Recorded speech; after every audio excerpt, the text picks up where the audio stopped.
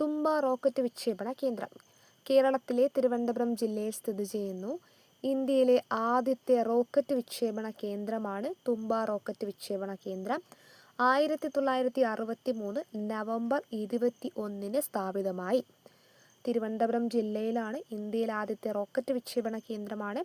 1963 November 21 സ്ഥാപിതമായി.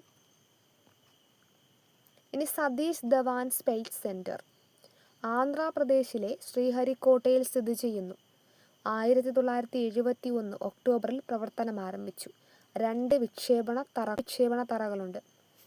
അപ്പോൾ Satheesh Dhawan space centre ആന്ധ്രാപ്രദേശിലെ ശ്രീഹരിക്കോട്ടയിലാണ് സ്ഥിതി ചെയ്യുന്നത്.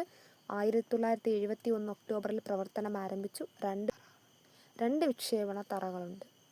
ഇനി വിക്രം സാരാഭായ്. വിക്രം സാരാഭായ് ഇന്ത്യൻ ബഹിരാകാശ പദ്ധതിയുടെ പിതാവ് എന്നറിയപ്പെടുന്നു.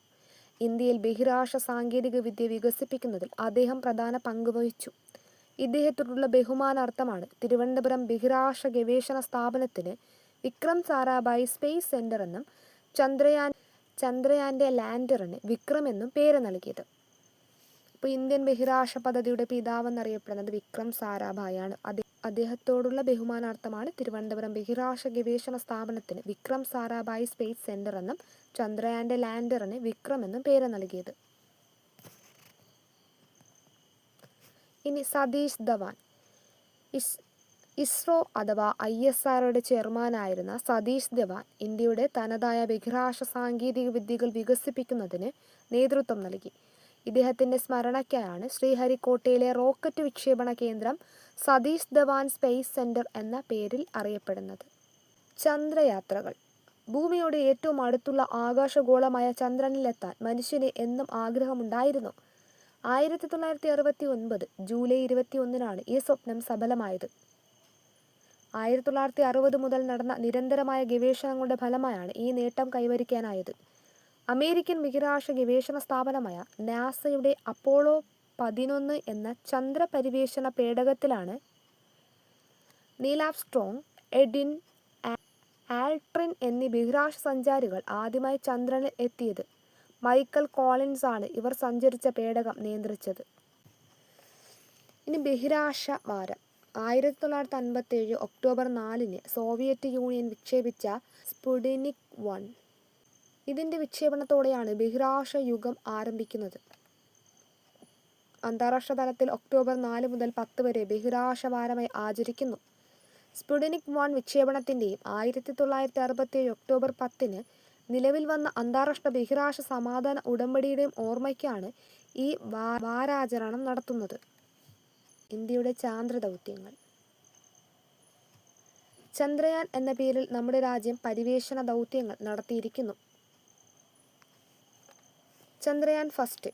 നമ്മുടെ രാജ്യത്തിൻ്റെ ആദ്യ ചന്ദ്രപര്യവേഷണ പേടകമാണ് ചന്ദ്രയാൻ ഫസ്റ്റ്. 2008 ഒക്ടോബർ 22 ശ്രീഹരിക്കോട്ടയിൽ നിന്നാണ് ഇത് വിക്ഷേപിച്ചത്. ചന്ദ്രൻ്റെ 100 കിലോമീറ്റർ അകലെയുള്ള പരിക്രമണ പഥത്തിലൂടെ ചുറ്റി സഞ്ചരിച്ച് ചന്ദ്രൻ്റെ ഉപരിതലത്തെക്കുറിച്ച് പഠനം നടത്തുകയാണ് ചന്ദ്രയാൻ ഫസ്റ്റ് ചെയ്തത്. ചന്ദ്രയാൻ ഫസ്റ്റ് എന്ന് പറയുന്നത് നമ്മുടെ രാജ്യത്തിൻ്റെ ആദ്യ ചന്ദ്രപര്യവേഷണ പേടകമാണ് ചന്ദ്രയാൻ ഫസ്റ്റ്. 2008 ഒക്ടോബർ 22 ശ്രീഹരിക്കോട്ടയിൽ നിന്നാണ് വിക്ഷേപിക്കുന്നത്. ചന്ദ്രൻ്റെ 100 കിലോമീറ്റർ അകലെയുള്ള പരിക്രമണ പഥത്തിലൂടെ ചുറ്റി സഞ്ചരിച്ച് അതിൻ്റെ ഉപരിതലത്തെക്കുറിച്ചുള്ള പഠനങ്ങൾ നടത്തുകയാണ് ചന്ദ്രയാൻ ഫസ്റ്റ്. ചന്ദ്രയാൻ സെക്കൻഡ്.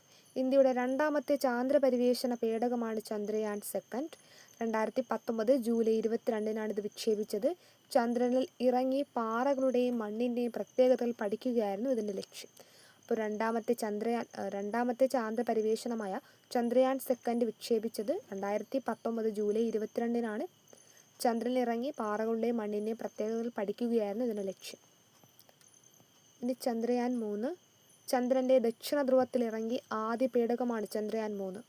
ഇത് 2023 ജൂലൈ 14 വിക്ഷേപിച്ചു. 2023 ഓഗസ്റ്റ് 23 ചന്ദ്രോപരിതലത്തിൽ ലാൻഡർ ഇറങ്ങി. അതിൽ നിന്നുള്ള റോവർ ചന്ദ്രോപരിതലത്തിൽ സഞ്ചരിച്ച് പരീക്ഷണങ്ങളിൽ ഏർപ്പെട്ടു.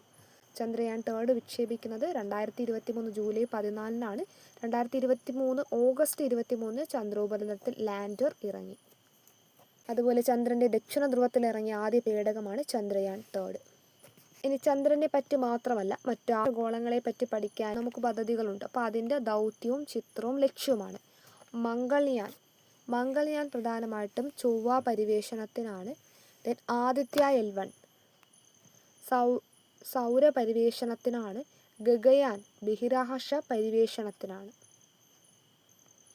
ഒന്നുകൂടെ, മംഗൾയാൻ ചൊവ്വ പരിവേഷണം, ആദിത്യ-L1 സൗര പരിവേഷണം, ഗഗൻയാൻ ബഹിരാകാശ പരിവേഷണം.